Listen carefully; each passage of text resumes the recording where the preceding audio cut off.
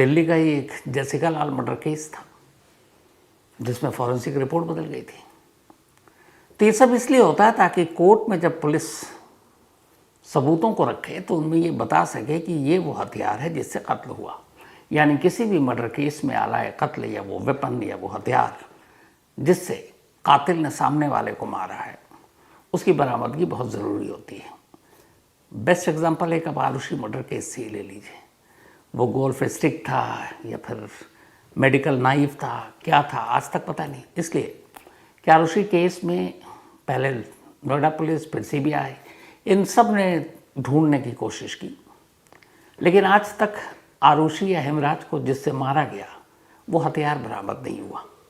और आरुषि केस का अंजाम क्या है ये आप सबको पता है। आज भी अनसॉल्व्ड। आरुषि हेमराज का कातिल कौन, कोई नहीं जानता। तो ये मैं इसलिए बता रहा हूँ ताकि आप समझ सकें कि किसी भी मर्डर में यूज वेपन की अहमियत क्या होती है। HBO पे एक क्राइम थ्रिलर सीरीज आई थी, एक वेब सीरीज रियल स्टोरी पे बेस्ड थी। अमेरिका की एक मर्डर की कहानी थी, अमेरिका की कैरोलिना की। हस्बैंड अपनी वाइफ का मर्डर करता है और जब वो मारता है वाइफ उसकी गिड़गिड़ाती है, उससे बचने की कोशिश करती है, दोनों में छीना झपटी होती है और आखिर में वाइफ घिसटते हुए अपने घर की सीढ़ियों के सबसे निचले वाले पायदान पर पहुंच जाती है और वहीं उसकी डेड बॉडी मिलती है। HBO पर आई इस सीरीज का नाम था द स्टेयरकेस। ये रियल स्टोरी थी। इत्तेफाक की बात है कि दिल्ली के घर में एक रोज एक टीवी चल रहा था और उस पर HBO लगा हुआ था। एक सॉफ्टवेयर इंजीनियर उस वक्त अपने कमरे में बैठकर HBO पर वही स्टेयरकेस सीरीज देख रहा था। ये एक वेब सीरीज। उसने उसे देखा, उसके कई एपिसोड देखे, बात आई गई होगी। लेकिन इसके बाद पिछले महीने 30 जुलाई को जो कुछ हुआ उसने याद दिला दी अमेरिका के उस कैरोलिना में हुए मर्डर केस की जो दिल्ली में दोहराई गई। उस सीरीज की कहानी की सबसे खास बात यह थी कि जो हस्बैंड ने अपने वाइफ को मारा उसका आलाए कत्ल यानी वो वेपन जिससे उसने मर्डर किया वो कभी बरामद नहीं हुआ। और उस पूरी कहानी में यही था कि जितने भी डिटेक्टिव थे, पुलिस थी, सभी ने अपने अपने तरीके से इन्वेस्टिगेशन की इस केस की, हर तरह से कातिल पति को घेरने की कोशिश की। लेकिन उनकी दिक्कत सिर्फ एक थी, ये प्रूव करना कि हस्बैंड ने वाइफ को मारा तो किससे मारा और वो हथियार कहाँ है।